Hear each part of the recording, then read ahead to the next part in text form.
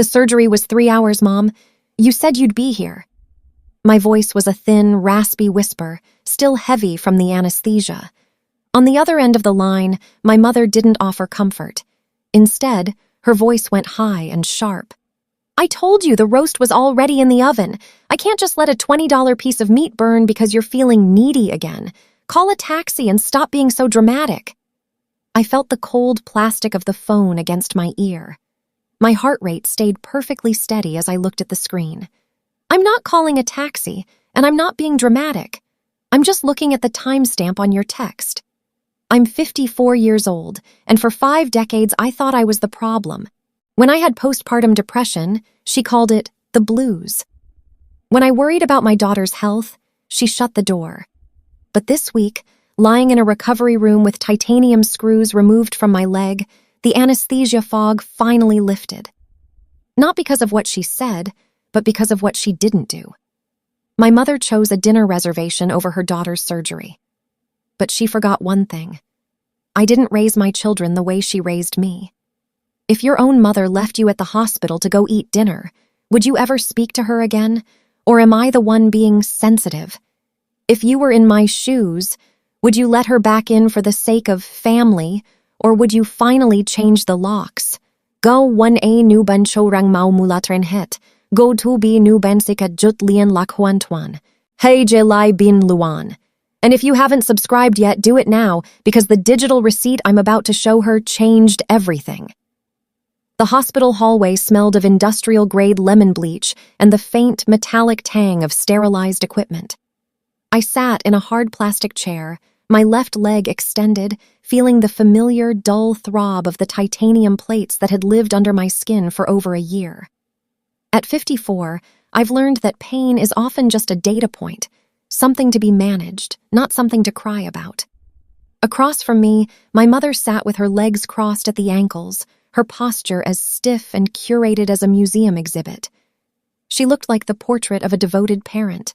Her silver hair was perfectly coiffed, her silk scarf was knotted with mathematical precision, and she held a small leather notebook to track the doctor's instructions.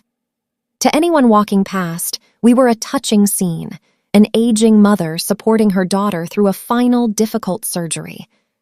I watched her through a clinical lens. I knew the notebook was mostly empty. It was a prop, just like the worried expression she wore whenever a nurse entered the room. "You're sure you have the discharge paperwork, dear?" she asked, her voice carrying that melodic, performative lilt she saved for public spaces. "I wouldn't want us to be delayed. I have a very specific window of time available this afternoon." "I have everything, Mom," I replied. My voice was steady, devoid of the irritation that used to define our interactions 20 years ago. "The surgeon said I'll be in recovery for about 2 hours after they pull the hardware. If we leave by 4, we'll avoid the worst of the city traffic." She nodded, checking her gold watch, a vintage piece that always ran exactly 3 minutes fast. 4 o'clock. Yes, I'll be right here in the waiting area. I've already cleared my schedule, after all," she added, catching the eye of a passing orderly and offering a brave, thin smile. What kind of mother would I be if I wasn't here to take my daughter home? That was the phrase. The what kind of mother trap. I leaned back, closing my eyes. I remembered being 32, drowning in the gray fog of postpartum depression, reaching out for a lifeline. She had stood in my kitchen then, looking just as polished as she did now, and told me that real women simply got on with things. She had called my despair the baby blues and suggested I buy a better concealer for the bags under my eyes so the neighbors wouldn't gossip. The memory didn't make me angry anymore. It was just a recorded fact in the ledger of our relationship. A nurse approached with a wheelchair, her rubber-soled shoes squeaking rhythmically against the linoleum. "Ready for the OR, Sarah?" she asked. I nodded. As they prepped me, my mother leaned down and squeezed my hand. Her palm was dry and cool. There was no warmth in the gesture, only the pressure of a duty being performed. "I'll be right here," she whispered, waiting. I watched her reflection in the glass of the swinging doors as they wheeled me away. She was already reaching into her purse for her phone, her face transitioning instantly from worried mother to bureaucrat checking her social calendar. The last thing I heard before the heavy doors clicked shut was the sound of her heels clicking toward the cafeteria. She had promised. She had given her word in front of the medical staff, and for a brief, irrational moment, I let myself believe that this time the mask might actually be real. The first thing I regained was not my sight, but my sense of smell. It was the scent of hospital-grade antiseptic and industrial floor wax, a sharp, artificial cleanliness that tried and failed to mask the underlying odor of sickness and stagnant air. I didn't open my eyes immediately. Instead, I conducted a mental inventory of my body. My left leg felt like a lead pipe. It was a heavy, throbbing weight that didn't quite belong to me yet. I could feel the phantom sensation of the titanium hardware that had been bolted to my bone for 2 years, though I knew it was now sitting in a biohazard bin somewhere. The pain wasn't a sharp scream. It was a dull, rhythmic pulse that matched the steady beep, beep, beep of the vitals monitor next to my head. I took a breath. It was shallow. My lungs felt coated in the lingering thickness of the anesthetic gas. I counted my heartbeats against the monitor's rhythm. 64 beats per minute. Steady, clinical, controlled. "Mr. Harrison, are you with us?" The nurse's voice was professional, devoid of unnecessary warmth. I liked that. I slowly cracked my eyelids open. The fluorescent lights overhead were unforgiving, vibrating at a frequency that made the back of my skull ache. I didn't wince. I simply blinked until the blurred white ceiling came into focus. "Yes," I said. My voice was a dry rasp, sounding like sandpaper over wood. "I am here." "Surgery went perfectly," she said, checking the IV bag hanging to my left. "Dr. Vance removed all 3 plates and the 14 screws. You're currently on a steady drip of pain management. How is your discomfort on a scale of 1 to 10? "A 4, I lied. It was a 6, pushing toward a 7, but I had no intention of appearing vulnerable. Vulnerability was a currency I had stopped spending long ago. "Where is my phone?" "It's right here in the side drawer along with your glasses," she replied, sliding the small plastic drawer open. "Do you have someone coming to get you? The discharge orders say you need a supervised ride home within the hour." "My mother," I said. The word felt heavy in my mouth. "She's picking me up. She confirmed it this morning before the intake." I remembered her face in the pre-op waiting room. She had been wearing her perfect matriarch mask, a pale blue cashmere sweater, and a look of practiced concern that she directed mostly at the surgeon, Dr. Vance. She had held my hand for exactly 3 seconds while the doctor was watching, her skin cold and dry. To the world, she was the devoted parent staying by her son's side during a difficult recovery. To me, she was a woman performing a role she had never actually learned to live. "I'll bring you some water and the final discharge paperwork," the nurse said, her soft-soled shoes squeaking on the linoleum as she exited. The room fell into a heavy, artificial silence. I reached out, my hand steady despite the lingering fog of the drugs, and retrieved my phone. The screen was a cold, digital glare in the dim light of the recovery bay. 2:14 p.m. I was ahead of schedule. I unlocked the phone and opened the message thread with my mother. "Our last exchange was at 8:10 a.m. Me. Surgery is at 9 upper. I should be ready by 2:30 or 3 SRK. Mother. "I'll be there, dear. I've cleared my afternoon. You shouldn't be alone after such a procedure." I stared at that last sentence. You shouldn't be alone. It was a beautiful sentiment. It was the kind of thing a person says when they want to believe they are capable of care. But as I sat there, the anesthesia slowly retreating and the raw, throbbing ache in my leg intensifying, I began to calculate the probability of her arrival. Over the last 50 years, her cleared afternoons had a habit of filling up with more important things: social luncheons, hair appointments, or the sudden, urgent need to organize her silver collection. I watched the clock on the wall. The red second hand swept around the dial with surgical precision. I felt a bead of sweat roll down my temple. The hospital gown was thin, and the air conditioning was set to a chilling 68 degrees. I was a 50-year-old man, a professional who handled million-dollar contracts and complex logistics. Yet here I was, waiting for a validation I knew, statistically, was unlikely to come. I began to type. My thumbs were slightly sluggish, but the message was clear. Me, I'm out, moving to the discharge lounge now. See you soon? I hit send. The delivered notification appeared instantly. I placed the phone on my chest and waited. I didn't look away from the screen. I didn't close my eyes to rest. I simply watched the small, glowing rectangle, waiting for the 3 dots of a typing bubble to appear. 5 minutes passed, then 10.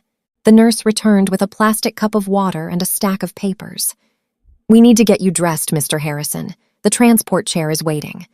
"One moment," I said, my eyes still fixed on the phone. 14 minutes. That was the exact amount of time it took for the silence to break.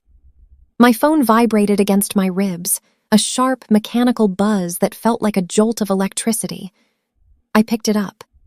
There was no text, just an image. It was a high-resolution photo of a dinner plate. A seared scallop resting on a bed of pea puree, garnished with a sprig of microgreens. In the background, the blurred edge of a crystal wine glass and the warm, amber glow of a high-end bistro. My heart rate monitor spiked. Beep, beep, beep, beep. I took a long, slow breath, forcing my diaphragm to expand, forcing the machine to slow down. I watched the numbers on the screen drop from 90 to 72. I didn't cry. I didn't feel the urge to throw the phone. I simply looked at the scallop. It was perfectly cooked. The clinical realization hit me then, sharper than any surgical scalpel. The perfect parent had found a more appreciative audience than a recovering son.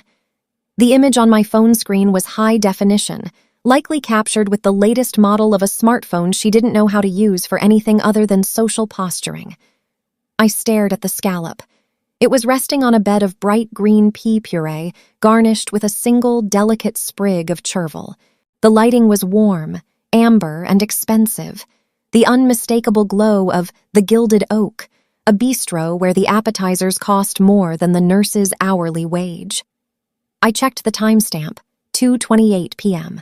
According to our agreement, my mother was supposed to be idling her silver sedan in the hospital's circular driveway in exactly 2 minutes. Instead, she was 3 miles away, beginning a 3-course lunch. I didn't feel my throat tighten. I didn't feel the sting of tears. My years of experience as a logistics consultant kicked in. I began to treat my own abandonment as a data point in a failing supply chain. I looked at the photo again. In the soft focus background, I could see the edge of a designer handbag, a vintage Chanel I had bought her for her 65th birthday. I tapped out a reply. My fingers were steady, the cursor blinking with rhythmic indifference. Me. That looks like the Gilded Oak. Are you still coming to the hospital? I watched the screen. This time, the typing bubble appeared almost immediately. She was already holding her phone, likely waiting for my reaction so she could manage the optics of her exit. Mother. "Oh, Harrison, don't be so dramatic. The surgery was purely elective hardware removal. Dr. Vance said you were stable and doing wonderfully." I ran into Eleanor and the charity board members. It would have been incredibly rude to walk away. You know how important the fall gala is for my reputation. I leaned my head back against the thin, vinyl-covered hospital pillow. Reputation. To her, it was a tangible asset, more valuable than the bone and marrow of her own son. Me. "I cannot walk, Mother. The discharge orders require a supervised escort. I am currently in a transport chair with a bag of ice strapped to my leg." Mother. Harrison. You've always been so sensitive. I'm sure one of those lovely nurses can call you a car. Use your app. I'll come by this evening with some soup, or perhaps tomorrow. Let me enjoy my lunch, dear. You're 50 years old, not a child. You can manage a 15-minute ride on your own. I stared at the words, "not a child." It was her favorite shield. She used my adulthood as a justification for her lack of basic human empathy. It was a convenient loop of logic. When I was young, she was too busy building a life to be present. Now that I was grown, I was too independent to need her. I looked down at the discharge paperwork the nurse had left on the rolling tray. Page 4, Section 2. Patient must be signed out by a responsible adult. Patient is prohibited from operating heavy machinery or utilizing public ride-share services alone for the first 24 hours due to the risk of post-anesthetic syncope. The hospital rules were clear. My mother's rules were clearer. "Mr. Harrison?" The nurse returned, her eyes scanning the vitals monitor. She noticed my heart rate had climbed to 85. "Is your ride downstairs? We need the bay for an incoming trauma patient." I looked at the nurse. Her name tag said Brenda. She had a small coffee stain on her lapel and looked exhausted. She was a professional doing her job. I decided in that moment to be a professional doing mine. "There has been a change in logistics," I said. My voice was flat, devoid of any tremor. "The previous transport arrangement has defaulted on their commitment." "Oh," Brenda said, her brow furrowing. "Do we need to call a medical transport van? It's expensive, but if you don't have anyone—" "No," I interrupted. I felt a cold, sharp clarity settling over me. It was the same feeling I had when I discovered a subcontractor was skimming off the top of a project. It wasn't anger. It was the satisfaction of finally having the proof I needed to terminate the contract. "I have a secondary resource. I just need 5 minutes." I closed the text thread with my mother. I didn't reply to her soup offer. I didn't explain the hospital's policy on ride shares. I didn't give her the satisfaction of a protest. To protest was to admit that her actions could still hurt me. Instead, I scrolled through my contacts until I found a name that represented the exact opposite of the woman currently enjoying a scallop 3 miles away. David, my son. I hit the call button. The phone rang twice. "Hey, Dad, are you out? How did it go?" The sound of his voice was like a frequency of pure, unfiltered reality cutting through the sterile fog of the hospital. There was genuine concern in his tone, a sound I realized I had never truly heard from my mother in 5 decades. "The surgery was a success, David," I said, my eyes fixed on the empty chair where my mother was supposed to be sitting. "But I find myself in a bit of a logistical knot. My ride has pivoted." "Pivoted?" David's voice sharpened. "Wait, where's Grandma? She told me she had this covered. She literally blocked me from taking the day off because she insisted on being the one to do it." "She is at the Gilded Oak," I said. I looked at the photo of the scallop one last time before hitting the delete button. "She's with the charity board. She suggested I call an Uber." There was a silence on the other end of the line. It wasn't a shocked silence. It was the silence of a man who had seen this movie before and was tired of the ending. "Don't move," David said. His voice was a low, steady rumble. "I'm at the office downtown. I'm leaving now. I'll take the express bus to the hospital station and then grab a shuttle to the front door. I'll be there in 20 minutes. Do you have your meds?" "I do," I said. "Okay. Hang tight, Dad. I'm coming to get you." I hung up. I sat in the silence of the recovery room, the beep, beep, beep of the monitor acting as a metronome for my new reality. I looked at my leg, the heavy bandages, and the cooling ice pack. 14 minutes of silence from my mother. 20 seconds of action from my son. The data was in. The audit of my life was complete. I realized I wasn't just waiting for a ride. I was waiting for the courage to finally close the account. I sat in the plastic transport chair, my left leg elevated on a metal rest. The ice pack was beginning to sweat, a cold dampness seeping through the heavy gauze. I didn't adjust it. I wanted to feel the discomfort. It was a physical anchor, a reminder that while my mind was drifting through 50 years of history, my body was firmly rooted in the present. I looked at the vitals monitor one last time before the nurse disconnected the leads. My heart rate had settled at 68 beats per minute. It was a beautiful number.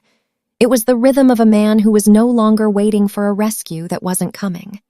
"You're very calm, Mr. Harrison," Brenda noted as she peeled the adhesive sensors from my chest. "Most patients are pacing or calling their rides every 30 seconds by now."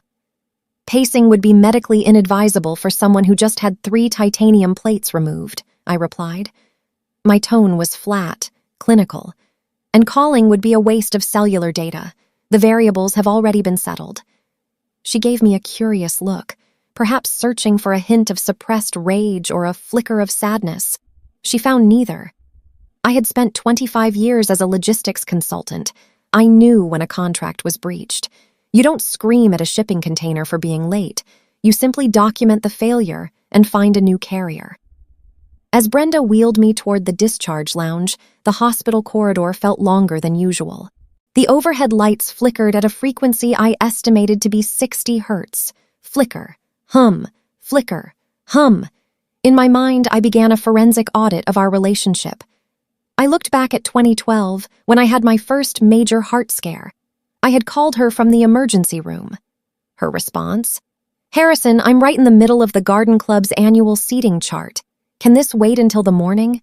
You always did have a flair for the dramatic." Then there was 2019. I had just closed the largest deal of my career, a contract worth precisely $2.4 million. I had called her hoping for a single sentence of pride. She had interrupted me to complain that her dry cleaner had ruined a silk scarf she'd had since the 80s. The pattern was consistent. The data was irrefutable. My mother didn't lack the capacity for empathy. She simply reserved it for a version of herself that existed only in the eyes of others. To the charity board at the Gilded Oak, she was a saint. To me, she was a hollow vessel, painted in expensive shades of beige. I looked down at my hands. They were steady, not a single tremor. I thought about the word she had used in her text, sensitive. For decades, that word had been a weapon used to gaslight my own instincts. If I felt neglected, I was too sensitive. If I pointed out her absence, I was emotionally demanding. It was a brilliant tactical maneuver on her part, labeling the victim's reaction as the actual problem. But sitting in that corridor, the anesthesia finally clearing from my system, the label no longer stuck. I wasn't sensitive. I was observant. I began to calculate the sunk cost of this relationship. I had invested 50 years of emotional labor, countless hours of being the bigger person, and hundreds of thousands of dollars in gifts, trips, and support during her various crises. The return on investment? A photo of a scallop. I felt a sudden, profound sense of lightness. It was almost a physical sensation, like the moment the surgeon had lifted the heavy hardware from my fibula. The burden of expecting her to be a mother was finally gone. I watched a janitor buffing the floors further down the hall. The machine made a low, rhythmic whirring sound. Vroom, vroom, vroom. It was methodical. It was purposeful. I decided I would be the same. "We're here," Brenda said, locking the wheels of the chair in the discharge lounge. It was a small room with 2 vinyl couches and a television playing a silent news loop. "Thank you, Brenda," I said. "I'll take it from here." "Are you sure? Your son isn't here yet." "He is on the 402 express bus," I said, checking my watch. 2:44 p.m. The bus is currently 3 minutes away from the hospital station. He will take the internal shuttle, which arrives at the front door every 8 minutes. He will be through those doors at precisely 2:56 p.m. Brenda smiled, a genuine one this time. "You really do have it all figured out, don't you?" "I have the data," I replied. I leaned back and closed my eyes. I didn't think about the Gilded Oak. I didn't think about the soup she would never bring. I didn't think about the perfect matriarch. I thought about the sound of my son's voice on the phone. "I'm coming, Dad." The heart monitor was gone, but I could feel my pulse in my neck. Slow, steady. 68 beats per minute. The internal shift was complete. I wasn't a son waiting for a mother anymore. I was a man waiting for his ally. And for the first time in my life, I knew exactly who was on my team. The hospital's automatic sliding doors hissed open. A sharp, pneumatic sigh that cut through the silence of the discharge lounge. I checked my watch. 2:56 p.m., precisely as the logistics of the 402 express bus had dictated. David walked in. He wasn't wearing a cashmere sweater or a practiced smile for a charity board. He was in his work shirt, sleeves rolled up, a faint sheen of sweat on his forehead from the sprint between the shuttle stop and the entrance. He didn't scan the room for an audience. He scanned the room for me. "Dad," he said, his voice low and steady. He didn't rush over with frantic, empty apologies. He simply walked to my side and placed a hand on my shoulder. His grip was firm, a solid physical weight that felt more supportive than 50 years of my mother's sensitive hovering. "I'm here," he said. "The car is double parked at the shuttle loop. I've already prepaid the exit fee." I looked up at him. I saw my own jawline, my own focus, but something else. Something I hadn't provided him because I hadn't known it myself. A sense of duty that didn't require a public stage. "The discharge papers are in the side pocket of the chair," I said, my voice remaining clinical even as the tension in my chest began to dissipate. "The prescription for the painkillers was sent to the pharmacy on 4th Street. It should be ready in 12 minutes. "I've got it, Dad. I already called them from the bus," David replied. He took the handles of the wheelchair. "Let's get you home." As he wheeled me toward the exit, we passed a large mirror in the lobby. I saw us, a 50-year-old man with a bandaged leg and a 25-year-old man with a steady hand. There was no sign of the perfect matriarch. There was no scent of expensive perfume or the sound of socialite gossip. The silence between us wasn't the heavy, suffocating silence I shared with my mother. It was the silence of a functional machine. David didn't ask why his grandmother wasn't there. He didn't need to. The data spoke for itself. As we reached the curb, the sun hit the pavement with a blinding, clinical white light. I felt the vibration of the car engine as David helped me into the passenger seat. My phone buzzed in my pocket, another notification from the group chat my mother was likely dominating at the Gilded Oak. I didn't check it. I didn't need to see the dessert menu. I had already received everything I needed. The door of David's sedan closed with a solid, pressurized thud. The climate control was already set to a precise 68 degrees. He didn't ask if I was comfortable. He simply adjusted the seat heater to a low setting to help with the post-surgical chills. As we pulled away from the hospital curb, I watched the sterile white building recede in the side mirror. David drove with a steady, clinical focus. His hands stayed at 10 and 2 on the steering wheel, his eyes scanning the road with the same quiet efficiency I used to manage a warehouse audit. The silence in the car wasn't empty. It was filled with the low hum of the tires on the asphalt and the occasional click of the turn signal. I looked at the empty back seat, the space where a designer handbag and a cloud of expensive perfume were supposed to be. The absence was a physical presence, a 0 in a column where there should have been a 1. I checked my phone. A notification popped up from my banking app. A $14.50 copay at the pharmacy. A small, insignificant number. Yet, it represented more care than the $150 lunch my mother was currently billing to her charity account. If you were in my situation, what would you do? Type 1A if you would accept the soup and the apology she'll eventually offer to keep the peace. Type 2B if you would choose this moment to execute a total emotional audit and cut the cord for good. Leave a comment below. I read every single one. And if you haven't subscribed to Drama Stories yet, hit that button right now because what happens when we reach my front door will change the trajectory of this family forever. We reached the first intersection. David glanced at me, his expression unreadable but his intent clear. "I've cleared the guest room on the first floor, Dad," he said. "You won't have to navigate the stairs for at least 72 hours. I've stocked the fridge with high-protein meals. No soup." I nodded. "Good. I prefer substance over liquid promises." The light turned green. We moved forward, leaving the hospital, and the version of me that still expected a mother's love, far behind in the rearview mirror. Recovery was a matter of data, not emotion. I tracked my progress in a spreadsheet with the same precision I used for a corporate audit. Day 1, pain level 8 to 10, mobility 0. Day 4, pain level 410, first unassisted steps. Day 7, pain level 110, full independence regained. My son David and my daughter Sarah, a 30-year-old civil engineer, managed the logistics of my life with surgical efficiency. They didn't post get-well selfies for attention. They simply showed up, changed my dressings, and kept the house running. Meanwhile, my mother's contact info was a digital desert.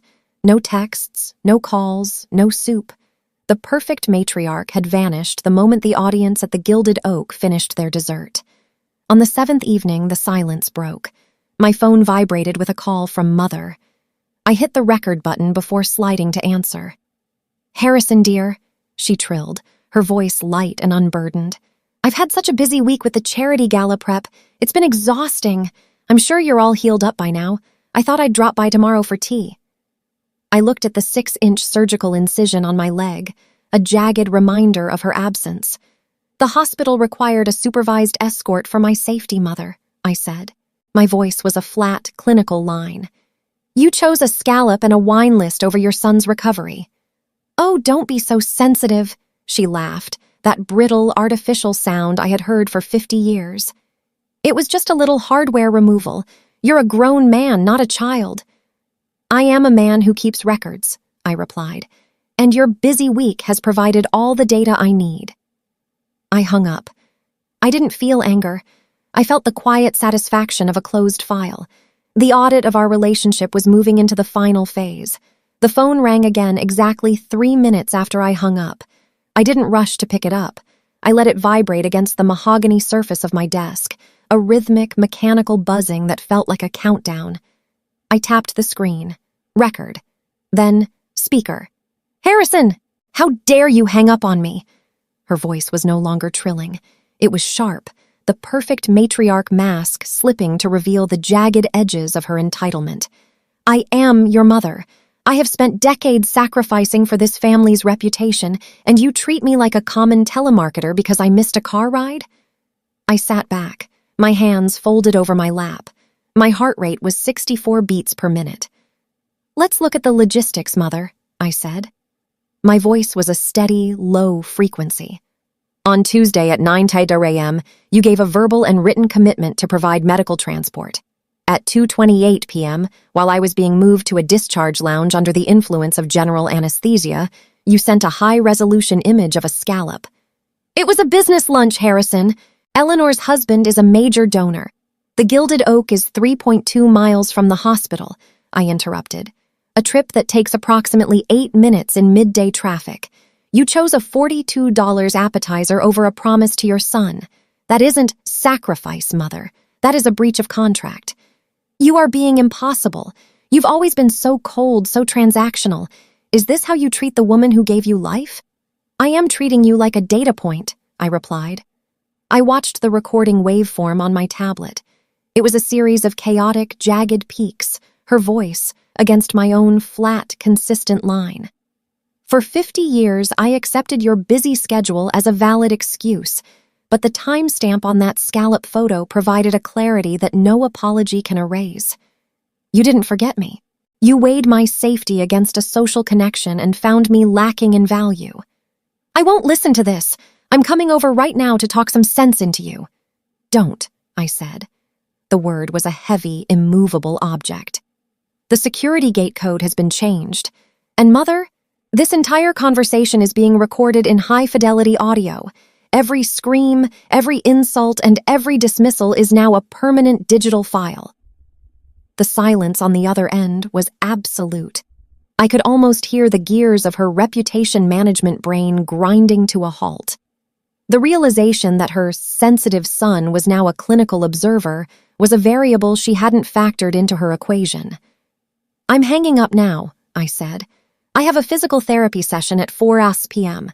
Unlike you, I keep my appointments." I tapped the red button. The silence that followed was the cleanest sound I had heard in decades. I sat at my mahogany desk, the morning sun casting a sharp, clinical light across the screen of my tablet. My leg throbbed with a dull, rhythmic ache, a reminder of the physical cost of the last 7 days. I opened a photo editing application. I wasn't looking for aesthetics. I was looking for a side-by-side comparison of reality. On the left, I placed the digital scan of my hospital discharge summary. Time, 2:32 p.m. Status, patient requires immediate supervised transport due to post-anesthetic risks. On the right, I placed the photo she had sent me. The scallop, the pea puree. Time, 2:28 p.m. Location metadata, the Gilded Oak Bistro. A 4-minute gap. In those 4 minutes, while I was being wheeled into a sterile lounge, my mother was deciding that a $42 appetizer was more important than her son's safety. I didn't write a long, emotional email. I didn't call her to demand an apology I knew would be hollow. Instead, I opened the family group chat, the one shared with Sarah, David, and my mother. I uploaded the side-by-side image, caption, logistics audit, Tuesday, 14:30. A comparison of commitments versus actions. My phone didn't vibrate for nearly 10 minutes. Then a frantic string of texts appeared from her. "Harrison, this is incredibly petty. You are trying to humiliate me in front of my own grandchildren. Delete this immediately." I watched the screen, my pulse a steady 66 beats per minute. I typed one sentence. "The data is not an insult, Mother. It is a record. I have no interest in your reputation. I am only interested in the truth." She tried to call. I declined it. She tried to send a voice note. I deleted it without listening. I wasn't angry. Anger requires an investment of energy I was no longer willing to make. I simply locked the thread. In the world of logistics, when a supplier fails a critical audit, you don't argue with them. You simply remove them from the approved list. I felt the weight of 50 years of sensitivity finally evaporate. I wasn't a difficult son. I was a man with a time-stamped receipt of his mother's indifference. The digital weapon had done its job. The mask was shattered, and for the first time in my life, I wasn't the one trying to glue the pieces back together. The final audit of my relationship with my mother didn't end with a screaming match or a dramatic door slam. It ended with a quiet, digital click. 2 weeks after my surgery, I sat in my home office, my leg elevated on a leather ottoman. The swelling had subsided, leaving only the thin red line of the surgical scar, a permanent record of a successful procedure. On my desk lay the moleskin notebook. I drew a single clean line through the final entry. Account balance, 0. My mother had sent 3 more emails, each one a masterpiece of Darvo: deny, attack, and reverse victim and offender. She claimed my digital stunt in the family chat had caused her social heart failure. She demanded a public apology to Eleanor and the charity board to restore the family's honor. I didn't reply. In the world of high-stakes logistics, once a contract is terminated for a fundamental breach, you don't engage in negotiations with the failed vendor. You simply move to a more reliable source. The silence in the room was absolute, broken only by the rhythmic, mechanical ticking of the grandfather clock in the hallway. Tick, tock, tick, tock. It was the sound of time moving forward, unburdened by the weight of 50 years of unreciprocated effort. My son, David, walked in with 2 cups of coffee. He didn't ask if I was feeling better in that high-pitched, performative tone my mother used. He just set the cup down and sat in the chair opposite me. "Sarah and I are taking you to the follow-up appointment tomorrow, Dad," he said. "I've already synced our calendars. No scallops on the menu." I looked at him, a man I had raised to value his word over his image. I realized then that the cycle of neglect hadn't just been broken, it had been overwritten by a superior operating system. My mother's inability to care wasn't a reflection of my worth. It was a limitation of her own hardware. I picked up my phone one last time. I opened her contact card. I didn't block her. Blocking is an emotional reaction, an act of defense. Instead, I simply turned off all notifications. She could scream into the void as much as she liked. I would never hear the frequency again. "Thanks, David," I said, my voice steady and clear. "I appreciate the reliability." I looked out the window at the late afternoon sun. My heart rate was 62 beats per minute. I wasn't a son waiting for a mother's love. I was a man who had finally cleared the clutter of a lifetime of false promises. The audit was closed. The legacy was secure. And for the first time in 50 years, the silence didn't feel lonely. It felt like peace.